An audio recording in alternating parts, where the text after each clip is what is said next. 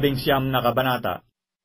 At nangyari na samantalang si Apolos ay nasa Korinto, pagkatahak ni Pablo ng mga lupaing matataas ay napasa Efeso at nakasumpong ng ilang mga alagad.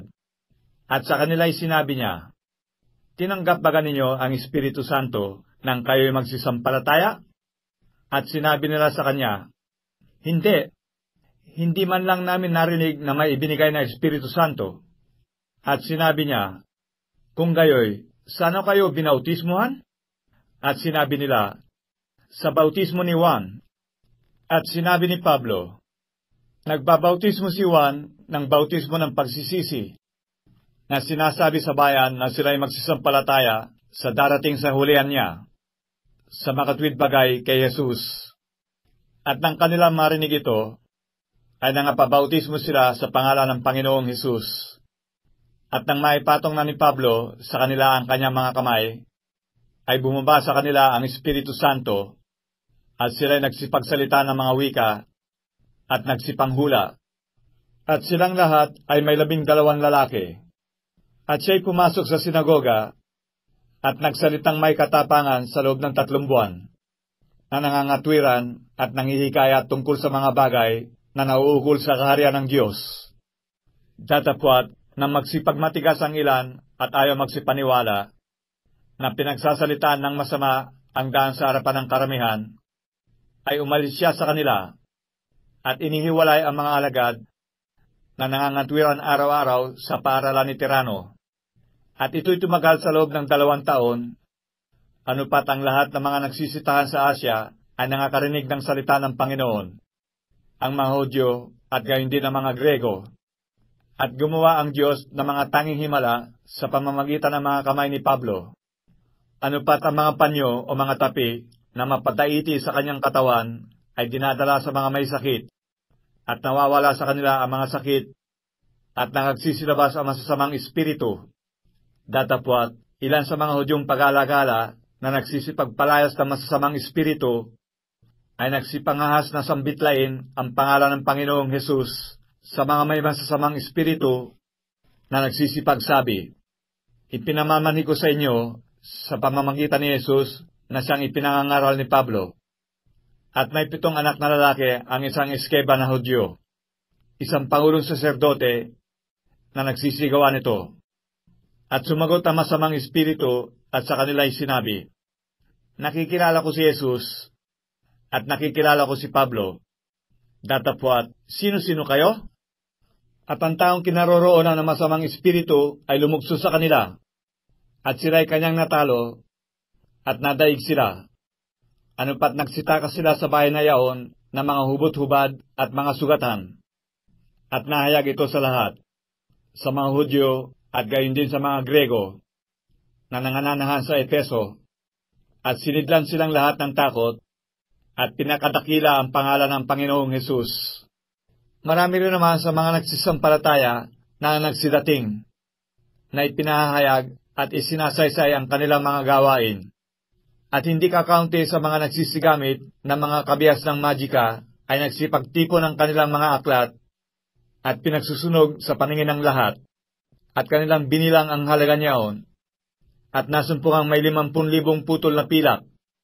Sa gayoy, lumagong totoo ang salita ng Panginoon at nanaig. Pagkatapos nga ng mga bagay na ito, ay ipinasya ni Pablo sa Espiritu nang matahak na niya ang Macedonia at ang Akaya, na pumaroon sa Jerusalem, na sinasabi, "Pagkapanggaling ko roon, ay kinakailangan makita ko naman ang Roma." At nang maisugo na niya sa Macedonia ang 2 sa nagsisipaglingkod sa kanya, na si Timoteo at si Erasto, siya rin ay natirang ilang panahon sa Asya. At halos ang panahong yaoy, may nangyaring hindi mumunting kaguluhan tungkol sa daan, sapagkat may isang taong nagngangalang Demetrio, panday pilak, na gumagawa ng malilit na damba ng pilak ni Diana, ay nagbibigay ng hindi kakaunting hanap buhay sa mga panday, na sila'y kanyang tinipon pati ng mga manggagawa ng mga gayong gawa. At sinabi, "Mga Ginoo, talastasin ninyo na magsisiyaman tayo sa hanap buhay na ito." At inyong nakikita at naririnig na hindi lamang sa Efeso, kundi halos sa buong Asya, ay nakaakit ang Pablong ito at naghiwalay ng maraming mga tao na sinasabing hindi raw mga Diyos ang mga ginagawa ng mga kamay, at hindi lamang may panganib na mawalang kapurihan ang hanap buhay nating ito, kundi naman ang templo ng dakilang Diyosa Diana ay mawawala ng halaga at hanggang sa malugso ang kadakilaan niya na sinasamba ng buong Asya at ng sanglibutan.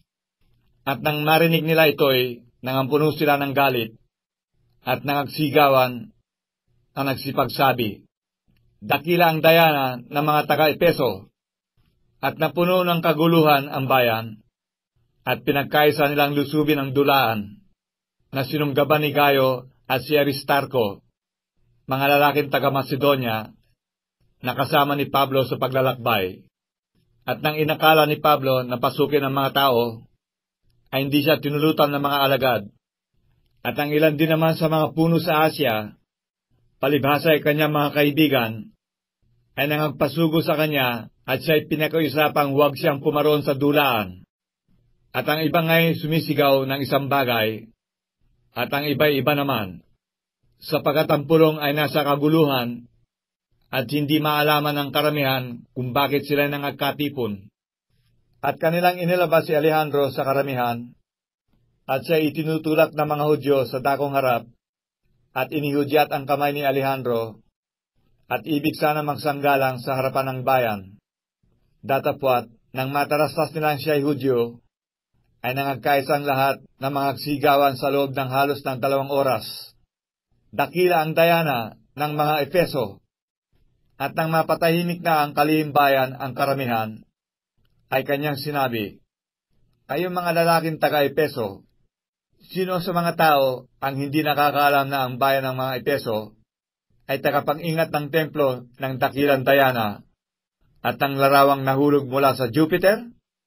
Yamang hindi nga maikakaila ang mga bagay na ito, ay dapat kayo magsitahimik at huwag magsigawa ng anumang bagay na madalian, sapagat dinala nyo rito ang mga taong ito na hindi mga mangloloob sa templo, ni mga mamumusong man sa ating Diyosa.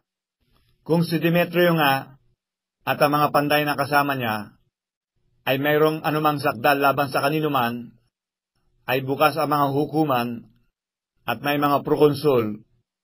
Bayanin niyong mga sakdal ang isa't isa. Datapwat, kung may iniusig kayo sa ano pamang ibang mga bagay, ay mahahatulan sa karaniwang kapulungan.